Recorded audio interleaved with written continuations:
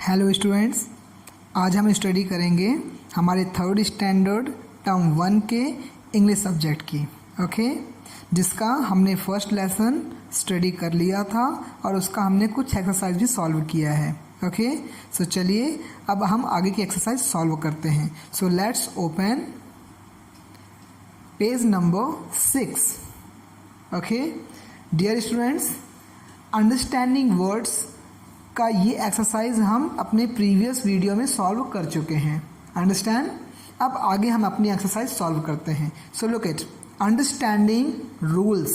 यहाँ पर कुछ रूल्स दिए हुए हैं, इसे हमको ध्यान से सुनना है, समझना है। ओके, और उसके बाद हम उसी का एक्सरसाइज सॉल्व करेंगे। So look at, you have learn in the previous classes that a noun is the name of a person, place, animal और थिंग्स। जैसा कि हम अपने पिछले क्लास में स्टडी हम कर चुके हैं कि नाउन किसे कहते हैं, व्हाट इज नाउन। तो मैं आपको एक बार फिर से रिकॉल करा देता हूँ। नाउन किसी भी व्यक्ति, स्थान, ठीक है, एनिमल या किसी वस्तु के नाम को हम नाउन कहते हैं। मतलब आसपास में आपके जो भी चीज़ें दिख रही हैं उन सभी का एक नाम है, आपका भी एक व्यक्तिगत नाम है, राइट। तो किसी भी चीज़ का जो नाम होता है वही आपका क्या कहलाता है, नाउन कहलाता है। तो चलिए एक बार फिर से इसका इंग्लिश डेफिनेशन देखते हैं।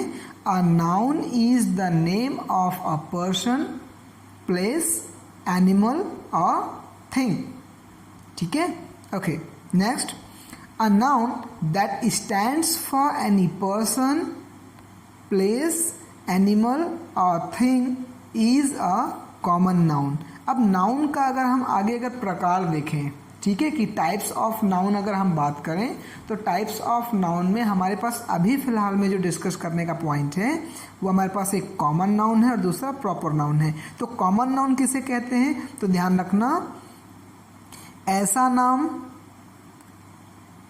नाउन जो किसी पर्सन के लिए, प्लेस के लिए, किसी एनिमल के लिए या किसी वस्तु के लिए यूज़ किया जाता है। जैसे बॉय पर्सन के लिए यूज़ किया जाता है, राइट। हॉस्पिटल एक ऐसी जगह जहाँ इलाज होता है उसे हम क्या बोलते हैं, हॉस्पिटल। तो प्लेस का नाम हो गया, राइट। काऊ बहुत सारी गायें हम देखते हैं, तो जो भी गाय हम देखते हैं उसका एक इंडिविजुअल नाम क्या है, cow. Did you understand. Next, things में जैसे मेरे हाथ में भी पेंसिल है, पेंसिल कई प्रकार की होती हैं, ठीक है। तो जो इस प्रकार का जो एक शेप होता है, इस प्रकार की जो बनावट होती है जिसका उपयोग लिखने में काम आता है, इसे हम क्या बोलते हैं, pencil. Did you understand. So यदि कोई ऐसा नाम जो किसी पर्सन के लिए, किसी प्लेस के लिए, किसी एनिमल के लिए, किसी थिंग्स के लिए कॉमन रूप में इस्तेमाल किया जाता है उसे हम बोलते हैं कॉमन नाउन। अंडरस्टैंड। ओके, मैंने एग्जांपल भी दिया आपको पर्सन के लिए, just like girl, boy, right, ये कॉमन नाउन हो गया। प्लेस के लिए hospital, police station, railway station, ये प्लेस का नाम हो गया, right.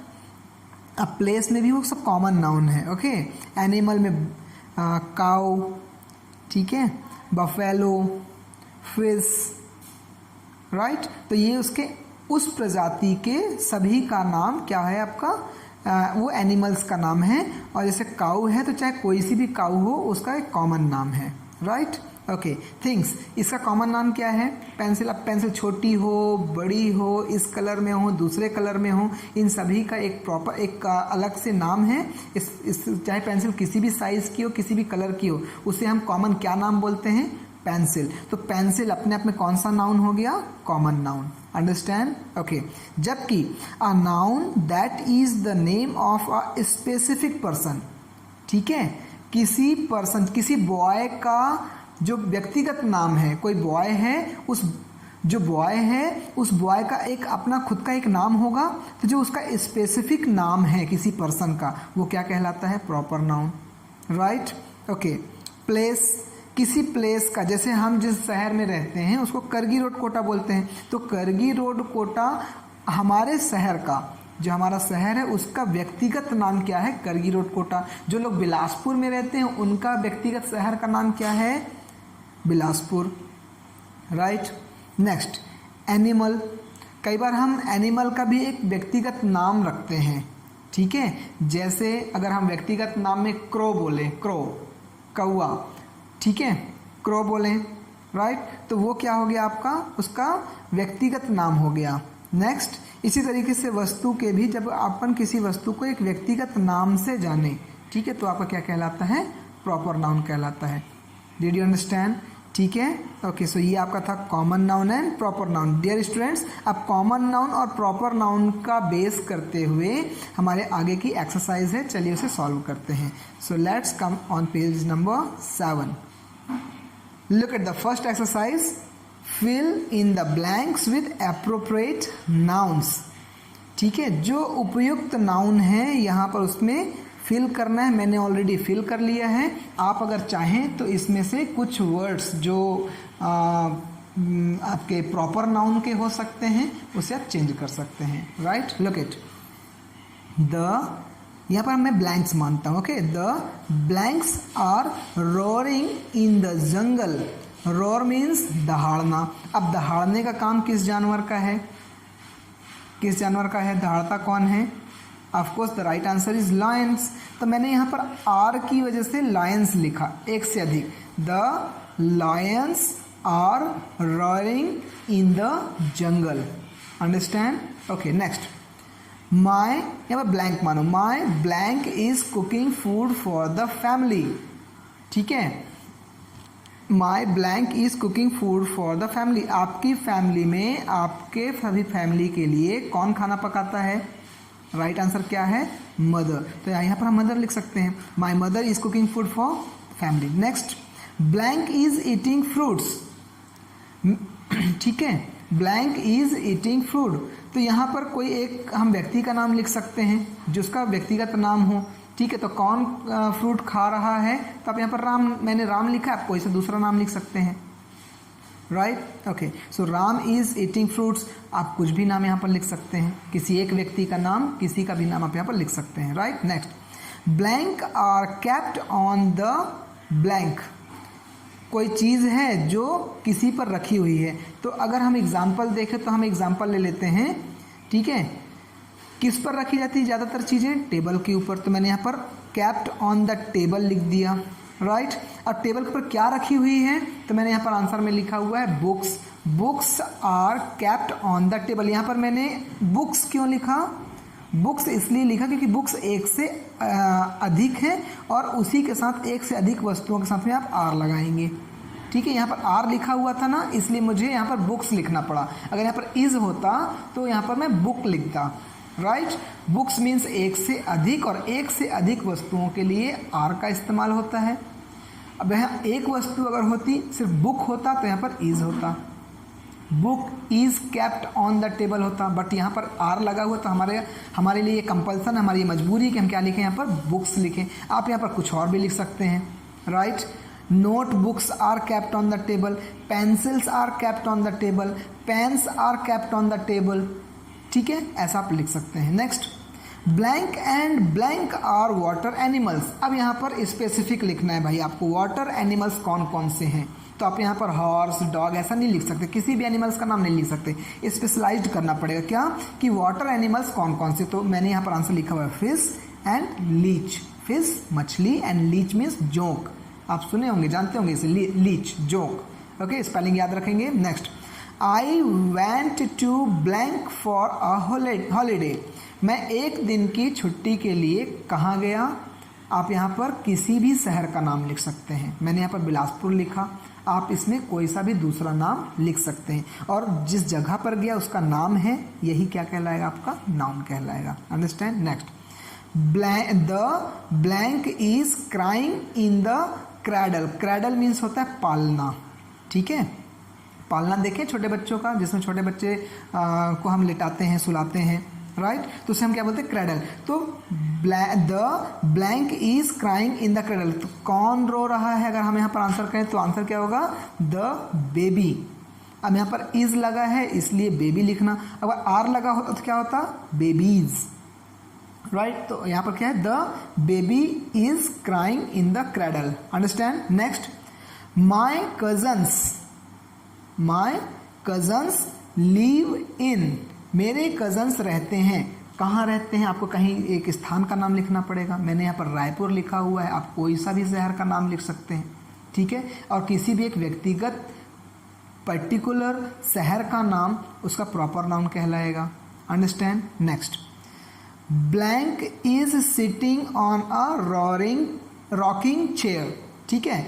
Blank is sitting on a rocking chair, rocking chair means एक ऐसी चेयर जो आगे पीछे हिलती है, ठीक है, जिससे हल्का सा एक झूला सा एहसास होता है, ठीक है, झूलती हुई चेयर, ठीक है। तो यहाँ पर रॉकिंग चेयर हम बोल रहे हैं। तो यहाँ पर जनरली आपने देखा होगा घर में कौन व्यक्ति बैठा होता है चेयर में, तो अगर हमारे घर में जो बुजुर्ग हैं वो बैठे होते हैं चेयर में, तो हमने यहाँ पर आंसर क्या लिखा है, grand father is sitting on a rocking chair. आप यहाँ पर grand mother, father, brother, sister कुछ भी लिख सकते हैं। डिड यू अंडरस्टैंड, बात समझ में आई। तो मैंने यहाँ पर लिखा है grand father is sitting on a rocking chair, right. Next, please bring me a glass of, please मेरे लिए एक ग्लास, अब आप कुछ भी मंगा सकते हैं, वाटर मैंने यहाँ पर लिखा है, please bring me a glass of water, please bring me a glass of milk, please bring me a glass of juice, आप कुछ भी यहाँ पर आंसर लिख सकते हैं। डिड यू अंडरस्टैंड, ठीक है। ये लिक्विड का अपना एक व्यक्तिगत नाम है, ओके। नेक्स्ट, ये एक्सरसाइज आप जो देख रहे हैं एग्जैक्टली ये लिसनिंग एक्सरसाइज है। इस बुक से रिलेटेड जो सीडी होगी उसे आप प्रॉपर सुनकर इसे सॉल्व करेंगे। मैंने यहाँ पर सॉल्व किया हुआ है, इसे आप चाहे तो देख सकते हैं और इसे रीड कर सकते हैं, ओके स्टूडेंट्स। वेल, नेक्स्ट अगला हमारे पास जो हमारा एक्सरसाइज है स्पीकिंग, ठीक है। अब हमें यहाँ पर किसकी प्रैक्टिस करनी है, स्पीकिंग प्रैक्टिस करनी है। Did you understand, come on look it, read this sentence, इस सेंटेंस को ध्यान से पढ़ो। क्या बोल रहे हैं, open that window, open means खोलना, दैट मीन्स वह, और विंडो मीन्स खिड़की, वह खिड़की खोलो।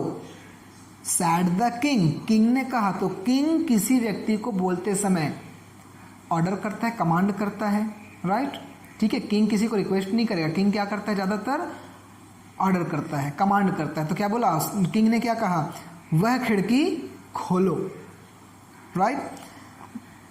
The above sentence shows that the king gave a command और एन इंस्ट्रक्शन। ये सेंटेंस से क्या समझ में आया कि राजा ने किसी को आदेश दिया, आदेश दिया मतलब कमांड दिया या इंस्ट्रक्शन दिया, निर्देश दिया, understand. We can also say it in a polite manner, इसी सेंटेंस को वह खिड़की खोलो, इस सेंटेंस को हम बहुत ही पोलाइट मैनर से बोल सकते हैं, ठीक है, विनम्र स्वभाव से बोल सकते हैं, ठीक है। तो उसे हम विनम्र भाव से अगर बोलेंगे तो जैसे इसने कमांड के रूप में बोला या इंस्ट्रक्शन के रूप में बोला तो एक ऑर्डर का फील आया। अगर हम उसी सेंटेंस को रिक्वेस्ट में बोलेंगे तो पोलाइट मैनर पे बोलेंगे तो रिक्वेस्टिंग फॉर्म पे दिखेगा, जैसे ओपन दैट विंडो, वह खिड़की खोलो, इसको अगर रिक्वेस्ट में बोलेंगे तो कैसे बोलेंगे, प्लीज ओपन दैट विंडो, कृपया वह खिड़की खोलिए, यही आंसर होगा, राइट। नेक्स्ट, उसके अलावा और क्या लिख सकते हैं, will you please open that window, क्या आप वह खिड़की खोलेंगे।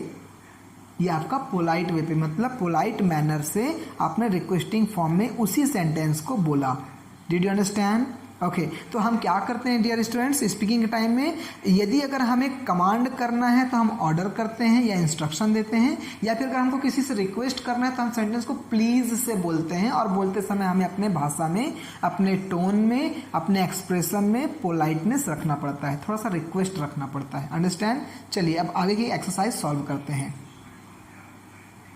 कम to the page number 8, look at here, work in pair. यहाँ पर आप एक सेंटेंस हम जब पढ़ेंगे तो इसमें एक पेयर समझ में आएगा, ठीक है। मेक रिक्वेस्ट और give command for the following situation, ये दो सिचुएशन हैं, ठीक है, और इस सिचुएशन के लिए हमें एक बार में कमांड करना है और एक बार में रिक्वेस्ट करना है, ठीक है। तो कमांड करते समय हम प्लीज़ का यूज़ नहीं करेंगे, रिक्वेस्ट करते समय हम प्लीज़ का यूज़ करेंगे, ओके। चलिए सिचुएशन क्या है, first one, your neighbour, neighbour means आपका पड़ोसी, योर नेबर मीन्स आपका पड़ोसी, your neighbour is playing very loud music, आपका जो पड़ोसी है वो बहुत तेज आवाज़ में म्यूजिक बजा रहा है, ठीक है, okay. It is disturbing your studies, वह आपके स्टडी को डिस्टर्ब कर रहा है।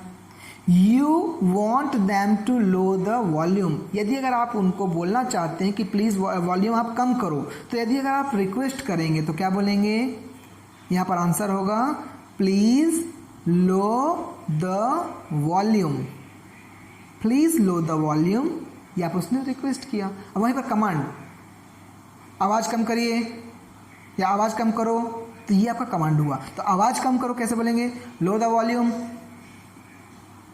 Did you understand. चलिए रिक्वेस्ट करिए, please low the volume, request हुआ, जबकि कमांड करिए low the volume, did you understand. तो कमांड करते समय हमें हमारी वॉइस लाउड हो जाएगी और टोन हार्ड हो जाएगा। रिक्वेस्ट करते समय प्लीज़ का यूज़ करेंगे, थोड़ा सा पोलाइट मैनर यूज़ करेंगे, please low the volume, understand. Next question number second, you want your sister, आप अपनी सिस्टर को चाहते हो कि to shut the door of the room, उस रूम का जो रूम है उसका डोर जो है उसे बंद कर दे। आप अपने सिस्टर से चाहते हो कि वो अपने जो रूम है उसका डोर को बंद कर दे, ठीक है। As you are feeling cold, आपको ठंड लग रही है, आप सिस्टर को बोलते हो कि रूम का जो डोर है उसे बंद कर दें। तो अगर आप उसे रिक्वेस्ट बोलेंगे तो रिक्वेस्ट करेंगे तो कैसे बोलेंगे, please shut the door, please shut the door, यही कमांड है हमारा, ठीक है, यही अपना मेन सेंटेंस है, प्लीज़ शट द डोर, आपने रिक्वेस्ट किया। अब वहीं पर अगर आप अपने सिस्टर को कमांड करोगे तो कैसे बोलोगे, शट द डोर, ठीक है, अंडरस्टैंड। चलिए सेंटेंस को हम यहाँ तक लेके आते हैं, please shut the door of the room, आपने रिक्वेस्ट किया, please shut the door of the room, यहीं पर आप कमांड करिए, shut the door of the room, shut the door of the room, this is the command, understand. Next, you are playing with your pet dog, आप अपने पालतू dog के साथ, doggy के साथ आप खेल रहे हैं, ठीक है। You want it to fetch the ball from the garden, और आप चाहते हैं कि वो आप एक बॉल है जो कि गार्डन में है वो उसे लेकर आए, ठीक है, फैच मतलब लेकर आना, ठीक है, ओके। तो आप उसे क्या बोलेंगे, कमांड कैसे देंगे, अगर आप उससे अपने डॉगी को अगर आप रिक्वेस्ट करते तो रिक्वेस्ट कैसे करेंगे, please fetch the ball from the garden, doggy को आप रिक्वेस्ट नहीं करेंगे, आप डॉगी को कमांड करेंगे, ठीक है। तो कैसे बोलेंगे, fetch the ball from the garden, fetch the ball from the garden, ये आपने कमांड किया, डिड यू अंडरस्टैंड, ओके। अब आपको फिर से एक बार मैं यहाँ पर दिखा दूँ आपको एग्जैक्टली आपको करना क्या था। यहाँ पर चूंकि आपके नेबर हैं, पड़ोसी हैं, आपसे बड़े हैं, तो आपको यहाँ पर रिक्वेस्ट करना चाहिए। सिस्टर हैं, यदि अगर आपकी बड़ी हैं तो आप उनसे रिक्वेस्ट करिए, सिस्टर आपकी अगर छोटी हैं तो भी आप कमांड करिए, बट थोड़ा सा पोलाइट वे पे करिए, ठीक है। डॉग है तो डॉग को आप कमांड करिए, आप चाहें तो यहाँ पर पोलाइट वे या फिर फुल फेस कमांड आप लाउड वॉइस में कर सकते हैं, अंडरस्टैंड। तो हमें इस बात का ध्यान रखना चाहिए कि हमें कहाँ पर रिक्वेस्ट करना है, कहाँ पर कमांड करना है, अंडरस्टैंड, ओके। हमेशा अपने एल्डर्स के साथ, अपने टीचर्स के साथ रिक्वेस्ट का यूज़ करिए, अपने जो छोटे भाई बहन हैं उनके साथ आप कमांड का यूज़ कर सकते हैं, ओके। Well, next, writing. हमने जो अभी लेसन पढ़ा उस लेसन में बहुत सारे ऐसे वर्ड्स हैं जो हमने वर्ड मीनिंग के रूप में जाने, राइट। अब उसी वर्ड मीनिंग को हम यहाँ पर यूज़ करेंगे, ध्यान से देखना। Use words from the story to complete the sentence, ये सेंटेंस को आपको कंप्लीट करना है, जो स्टोरी में वर्ड आए हैं उसी को ध्यान रखते हुए। माई ट्विन सिस्टर्स लुक, ट्विन मतलब जुड़वे, ठीक है, जुड़वा बहन, मेरी जुड़वा बहनें दिखती हैं, कैसे दिखती हैं, एक समान। एक समान को लेसन में क्या वर्ड आया था, अलाइक, मैंने लिखा हुआ है, right. Next, the king sat on his, king कहाँ बैठा हुआ था, लेसन में क्या लिखा हुआ है, court.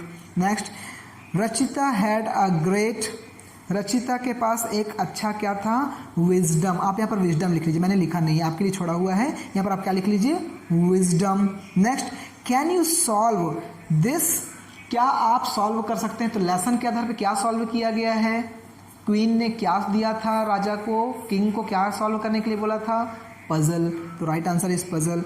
There was a on the tree, tree में क्या था, तो हमने वहाँ पर देखा एक वाइन भी था और दूसरा बगल में बी हिप्स भी था। तो आप दो में से कोई सा भी आंसर लिख सकते हैं। Next, it was a blank decision to leave early. ठीक है, ठीक है, तो यहाँ पर हम क्या है, it was a wise decision, वो बहुत ही अच्छा डिसीजन था। ऐसा अगर हम बोले तो वाइज, वाइज मतलब बुद्धिमत्तापूर्ण। Did you understand? तो ये आपका कंप्लीट होता है, ये मैंने लिखा हुआ है, इसे आप फेयर नोटबुक में नोट डाउन करिए। डियर स्टूडेंट्स, अब आपका प्रोनाउंसिएशन प्रैक्टिस है और इस लेसन का लास्ट एक्सरसाइज ध्यान से सुनेंगे। प्रोनाउंसिएशन में हमें क्या करना है, रीड दीज वर्ड्स अलाउड, इसको आपको काफ़ी लाउड वाइज में पढ़ना है। ठीक है, घर में प्रैक्टिस करना, पेरेंट्स को सुनाना है। तो यहाँ पर देखिए पहला लेटर क्या है, पी आर। पी आर जब एक साथ आएगा तो उसका प्रोनाउंसिएशन होता है प्र। अंडरस्टैंड? पी आर का प्रोनाउंसिएशन क्या होगा, प्र। इसी तरीके से एस के का प्रोनाउंसिएशन क्या होता है, स्क, स्क। अंडरस्टैंड? अब पी आर से बनता है प्र। अब यहाँ पर क्या पढ़ेंगे, पी आर से प्र, आई से छोटी ई की आई की ई की मात्रा और एम ई का जो प्रोनाउंसिएशन होगा, तो इस वर्ड को पढ़ेंगे prime. Right, prime, proper, prowl, progress, prepare, principal, practice. Understand? इसी तरीके से इस वर्ड को पढ़िए। मेरे पढ़े हुए वर्ड को आप चाहें तो रिपीट कर सकते हैं। Once again, prime, proper, prowl, progress, prepare, principal, practice. Understand? Next, skin, sketch, scallop, skill, skirt, square, scallion. Again, skin, sketch, scallop, skill, skirt, square, scallion. Over. So ये डियर स्टूडेंट्स, ये आपके lesson का page number 8 तक lesson first का complete exercise हुआ। Did you understand? इसे आप notebook में नोट डाउन कर लीजिए, अच्छे से याद करिए। ठीक है, मिलेंगे हम अपने नेक्स्ट लेसन में, lesson number 2। So dear students, lesson number 2 start करने से पहले आप उसे ज़रूर पढ़कर रखें। ठीक है, पढ़ें, अच्छे प्रोनाउंसिएशन के साथ पढ़ें, उसकी थोड़ी वर्ड मीनिंग आप जानने की कोशिश करें। ठीक है, और लेसन की मीनिंग्स को भी जानने की कोशिश करें। ठीक है, सो तब तक के लिए take care, stay safe. Thank you.